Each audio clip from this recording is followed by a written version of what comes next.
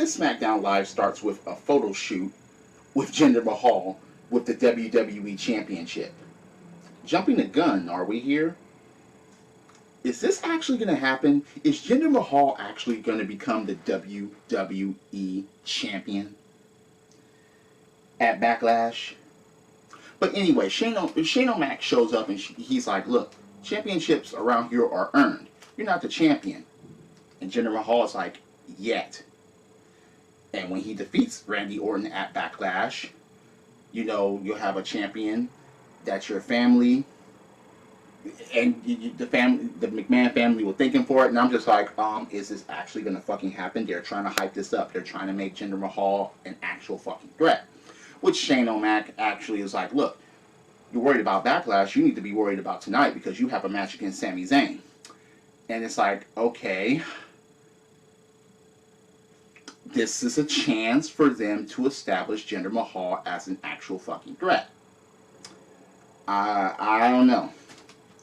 So the show actually starts off with Shane O'Mac coming out and he introduces the new United States champion and the latest superstar to be added to SmackDown Live, Chris Jericho. Jericho comes out and he's like, look, yeah, this is a show of Jericho, you know, smack it down, man. But anyway, AJ Styles comes out and he's like, look, you haven't been here, but SmackDown Live is the place that, it's the house that AJ Styles built. Runs down that history about Y2AJ and the t-shirts and stuff like that. And he's like, look, it's going to feel even better once I take that title from you if you can get past Kevin Owens tonight. And Jericho was like, you know what happens? AJ Styles almost makes the list, but Kevin Owens comes out and he shows up. Now, I didn't like this at all. Because when Kevin Owens came out, he basically had the Titantron and the whole thing about, he even had a KO shirt with red, white, and blue like America. Because he's supposed to be the new face of America. So that basically tells me that, okay, yeah, he's going to get his rematch, and that's basically telling us the results right then and there. So I didn't like that one bit. At least, come on now, have at least another setting and another shirt ready. I mean, I didn't like that one bit. But he says that it's pathetic that Shane, Jericho, and AJ Styles are in the ring at the same time, and he gives Jericho a warning for tonight. He's like, look, you don't know what's coming. You thought WrestleMania, and you know, you thought that was something. You thought the Festival of Friendship was something. Just wait until later tonight. And he's like, AJ Styles, I don't even know what you're doing out here. Get out of my ring. AJ Styles actually leaves the ring and then goes in the aisle, and in a fucking breakout of an attack, he basically attacks Kevin Owens. They just basically go at it, and on the midst of that going at it, when it comes back from commercial break, it's announced that AJ Styles has been banned from ringside from the United States Championship match. No commentary, no nothing. So, okay, yeah, have it one-on-one. That's fine. I get that. So, Jinder Mahal versus Sami Zayn. Okay, the Singh brothers were there.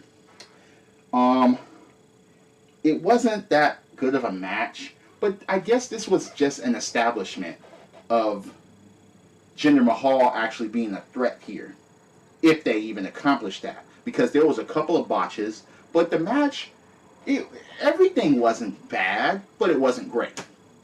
Okay, Sami Zayn was about to go for the hell of a kick, and one of the Singh brothers actually pulls Jinder Mahal outside of the ring. Okay. Then when Sami Zayn was about to go and, you know, try to dive through the ropes, the other Singh brother just grabs his leg, grabs his foot. So Sami Zayn turns around, he's like, what the hell? Jinder Mahal comes in the back and gives him that Cobra Clutch slam, and that's it. Okay, so due to the span of interference,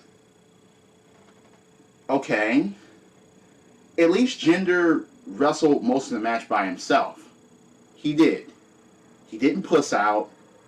He didn't miss. Okay, this is a little faction going on. So he kind of got established here. WWE Championship threat status? No. By any means, no. So they have work to do, and they have a ways to go. They still have a couple of weeks left in order to make this establishment. So, I don't know. I'm still not feeling Jinder Mahal as a number 1 contender for the WWE Championship, much less him having a chance of winning it. But, look, again, I'm open-minded as long as they show me something. And they need to establish that. They need to show me something, and they need to convince me. But I'm not convinced at Jinder Mahal and the Singh brothers as of right now. Just not. Sorry. So, okay. Alright. Baron Corbin is absent this week because they replayed what happened on Talking Smack between him and Sami Zayn.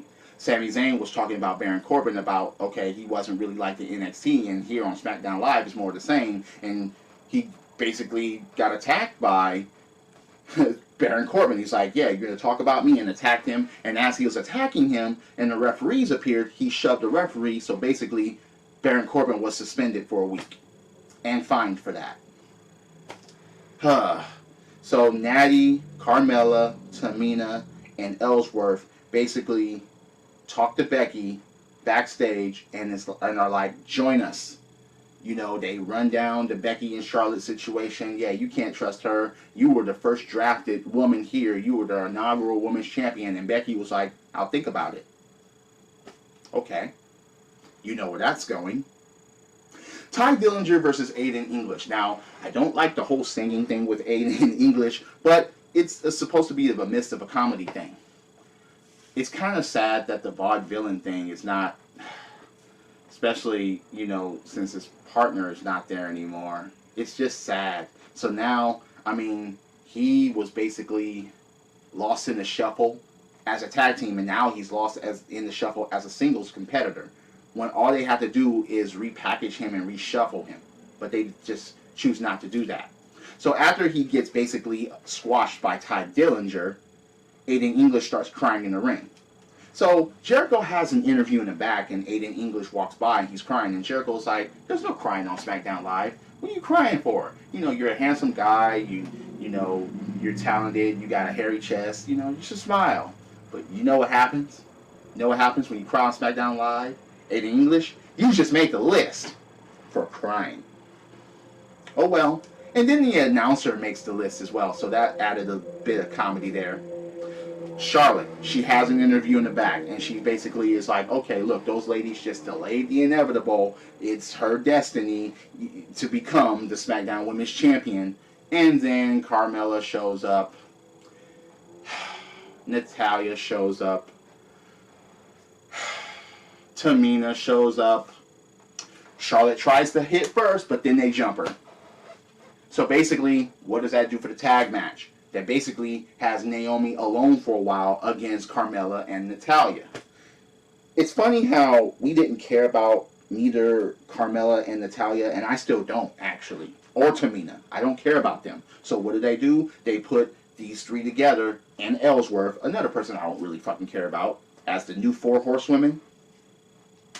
So Naomi was trying to do everything on her own, and Charlotte, her music actually hits, and she actually comes out and actually takes place in the tag team match. To no avail, though. I mean, Naomi got rolled up by Carmella because of James Ellsworth getting on the fucking apron. Yes, the tights was pulled, but you got pinned by Carmella. Come on. I mean, yeah, it was a tag team match, but still. So, what happens? Oh, yeah. 3-on-2. Jumping. Yeah. Carmella, Natalya, and Tamina jump Charlotte and Naomi. Becky Lynch comes out. Actually extends her hands to the ladies. Well, she gives Natalya a hug, and James Ellsworth puts out his hand. So does Becky, and then pushes James Ellsworth into fucking Tamina, and next thing you know, things break down, and Becky gets jumped too. Wow. Becky is always getting jumped and getting her ass whooped for some fucking reason. It never fucking fails. It just always happens. I don't know. It's just...